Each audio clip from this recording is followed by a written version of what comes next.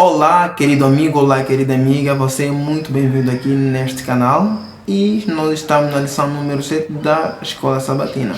Vamos à nossa lição.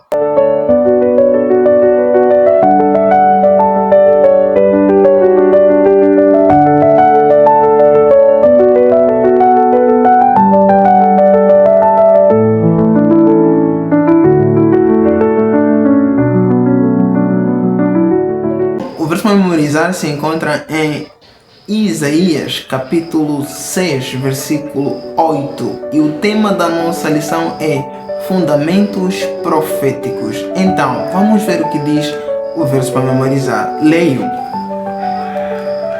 Depois disto, ouvi a voz do Senhor, que dizia: A quem enviarei? E quem há de ir por nós?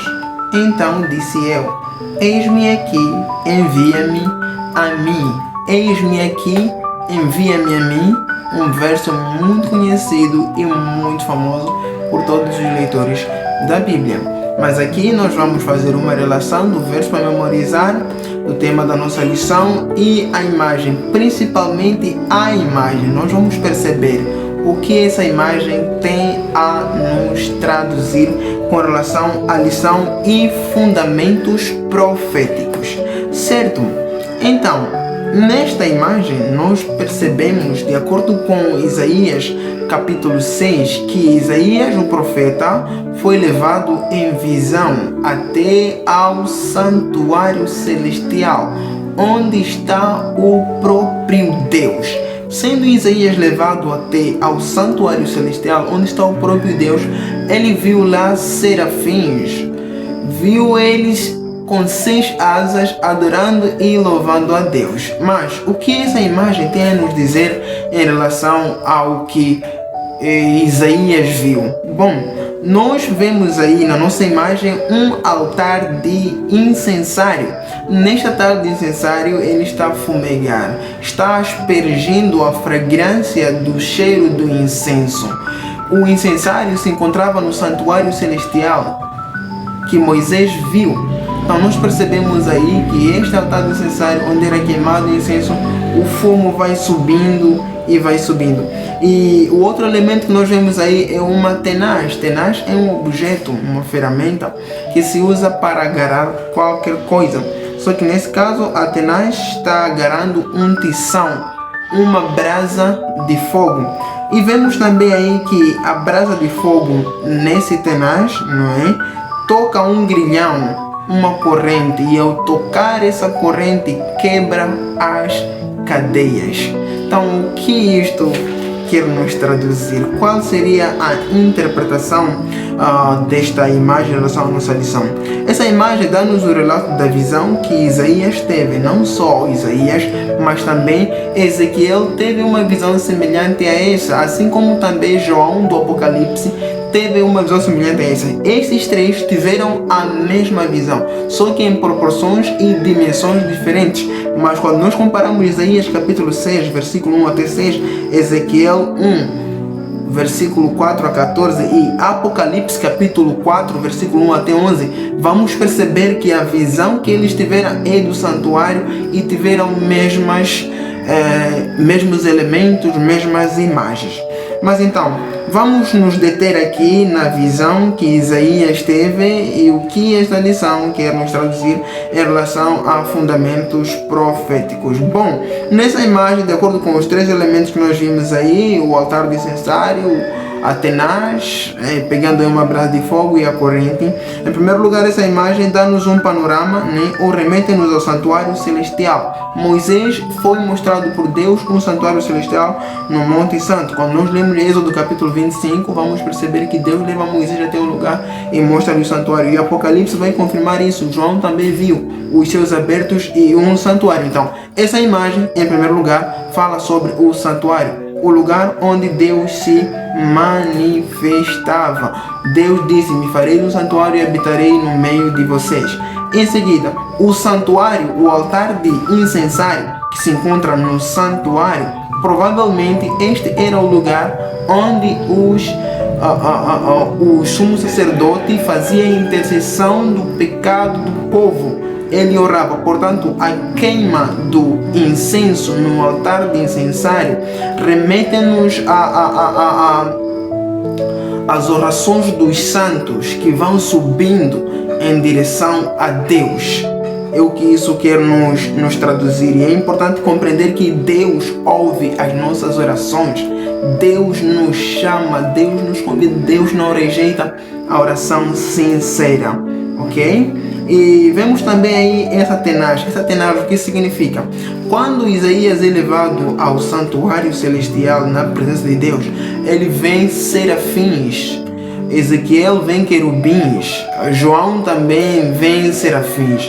Então, esta tenaz representa os serafins. Serafins é uma espécie de anjos que ficam diante de Deus. Onde estão os serafins e os querubins é porque Deus está nesse lugar, é porque Deus se manifesta neste lugar. E no jardim do Éden, depois de Adão e Eva terem pecado, Deus colocou querubins, sinal de que Deus estava ali no jardim. Quando Deus manda para Moisés construir um santuário, estava ali também algumas imagens nas cortinas dos véus que dividiam os espaços do santuário, tinham ali bordados alguns serafins, e também no propiciatório da tampa da Arca da Aliança tinham ali a representação de 2 querubins bronzeados com asas voltadas umas para as outras. E Isaías vê serafins com 6 asas, 2 voavam, 2 cobriam o rosto e com 2 asas cobriam os pés, sinal de reverência. Então, esta tenaz segurando aí esta brasa de fogo representa um serafim. Esses estão a serviço de Deus. Na visão de Isaías, ele vê um serafim trazendo uma brasa de fogo e toca os lábios de Isaías, porque Isaías dizia que eu sou um pecador. Então o serafim a serviço de Deus pega uma tenaz e com uma brasa de fogo toca os lábios de Isaías e purifica Isaías, perdoa seus pecados. O que significa que Deus tem anjos ao seu serviço para nos levar a mensagem e a sabedoria, porque esses anjos são fortes e poderosos, de cor de ambar. Eles estão ao serviço de Deus para fazer a vontade de Deus, para fazer com que a vontade de Deus cumpra-se na vida dos seres humanos, das criaturas que Deus ama. Então saiba, meu amigo, minha amiga, que Deus tem anjos ao seu favor para te ajudar, para te abençoar. Não sinta-se tão pecador e indigno, pois Isaías, ao sentir tão pecador e indigno, clamou a Deus, e o que Deus fez como resultado? Perdoou os pecados de Isaías. E nós percebemos também que essa tenaz, né, vai tocar a corrente. O toque da corrente, ou seja, o toque da brasa de fogo, né, faz com que a corrente quebre-se. Exatamente. A corrente representa o nosso pecado, representa a condição humana. Nós, como pecadores, estamos acorrentados. Como pecadores, nós estamos presos, somos como escravos. O pecado nos acorrenta, o pecado nos escraviza. Mas nessa imagem nós vimos que após o anjo ter trazido aí a brasa de fogo e ter tocado na tenaz, o que acontece? A corrente quebra-se. Exatamente. Quando a mensagem de Deus chega para nós por um mensageiro enviado por Deus, ela quebra a mensagem porque nós recebemos. E em João 8,32 a Bíblia diz que conhecereis a verdade e a verdade vos libertará. Portanto, as verdades de Deus, a mensagem de Deus, o conhecer sobre o santuário, a obra de salvação de Deus na vida do ser humano faz com que eu e você sejamos pessoas livres do pecado. A corrente representa o pecado que nos castiga e que nos escraviza. E Deus nos livra. Agora, é importante perceber que a questão do santuário, ou seja, compreender o assunto do santuário, é um dos principais fundamentos para entender as profecias da Bíblia. As pessoas que não sabem sobre o santuário, que não entendem sobre a questão do santuário, definitivamente estas pessoas terão dificuldades de compreender as profecias da Bíblia. Porque essas profecias da Bíblia falam muito sobre Jesus. Inclusive, a maior profecia de tempo da Bíblia, sobre as 2.300 tardes e manhãs, as 70 semanas, os 42 meses, os 1.260 dias que a Bíblia nos apresenta, essas profecias, inclusive, falam do nascimento de Jesus sua vida, morte e ressurreição, e fala da perseguição dos santos, fala de como as coisas iriam acontecer no fim dos tempos. Portanto, compreender a questão do santuário é um dos fundamentos principais para que nós possamos entender as profecias. Definitivamente, as pessoas que não entendem sobre o santuário terão sérias dificuldades em compreender as profecias. Portanto, compreender o santuário é um grande fundamento para as profecias bíblicas. Por isso, nosso tema é fundamentos da profecia ou fundamentos proféticos. Portanto, como conclusão do nosso estudo sobre os fundamentos proféticos, segundo a visão que Isaías teve, a lição nos ensina o seguinte: quanto mais perto de Deus nós estivermos, mais pecadores nós vamos nos sentir. Isaías foi levado para mais perto de Deus, numa visão celestial, numa visão do trono de Deus, da presença de Deus. Isaías sentiu-se pecador.